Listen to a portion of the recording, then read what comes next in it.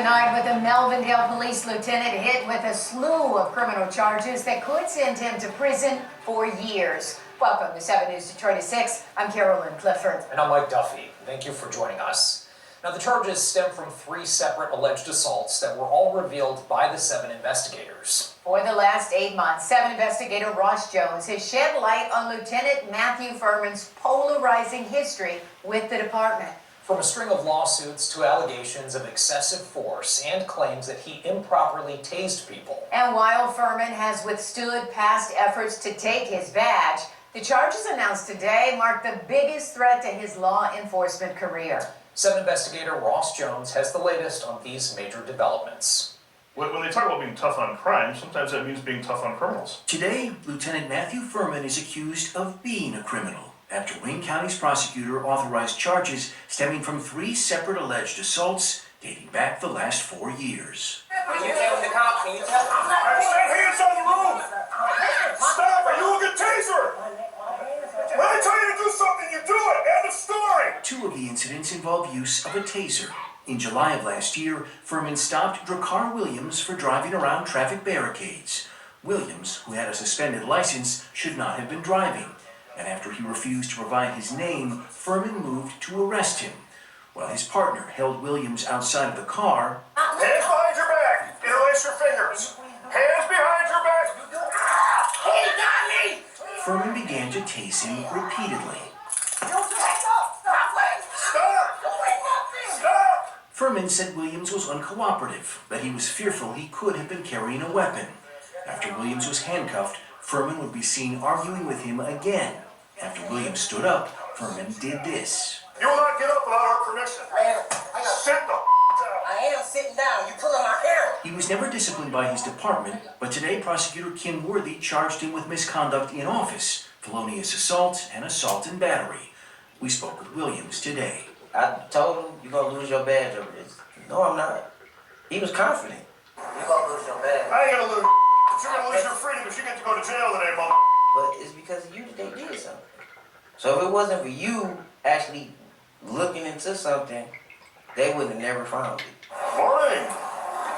Lieutenant Furman, Melvindale Police Department. He would also be charged over this stop from 3 months earlier, when Furman pulled over a vehicle that was already parked.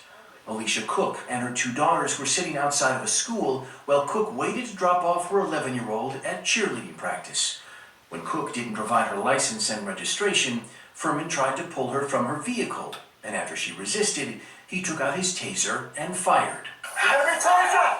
Hey, oh! Oh! Oh!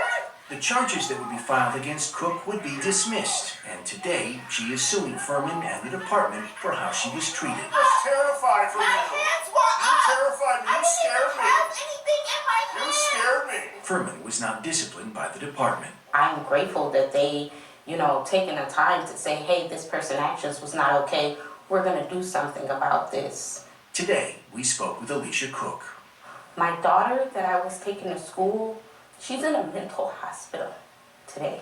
So his actions caused a lot of pain, but I do forgive him. Watch his door.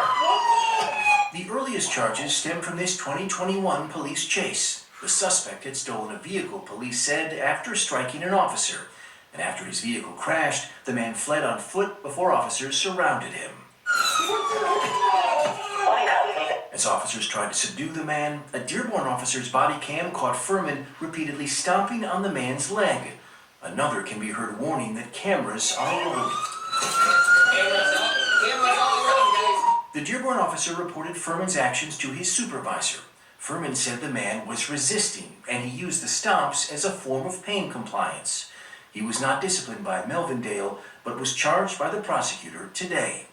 Furman has previously defended his actions, calling himself a proactive police officer and saying it's never been more dangerous to be in law enforcement, as evidenced by the murder of fellow officer Mohammed Saeed just last year. People say, well, Furman uses too much force. He's too aggressive. He's a robot. And again, my goal is to go home alive. In his mind, he think he right. But finally, somebody else see that he wrong. Well, Furman has not responded to messages seeking comment, nor has the city's police chief. The mayor declined comment on the charges from today. Lawrence Coogan, the city's corporation counsel, told me by phone he plans to meet with the city's Public Safety Commission and Deputy Chief soon, moving to suspend Furman without pay as a result of the charges. He said the city needs to investigate who within the department allowed Furman's behavior to continue in the first place. Furman is set to be arraigned tomorrow at 9 a.m. Well, you certainly brought all of this to light, and I know even young kids in Detroit now are taught how to respond when they're pulled over by police officers, and you should comply, but you should also not be in danger when you're pulled over by Well, them. and a lot of his biggest critics are his fellow officers. And for them to be bothered by a lot of things that they saw, I think speaks volumes. All right, we'll see where it goes from here. Thank you, Ross.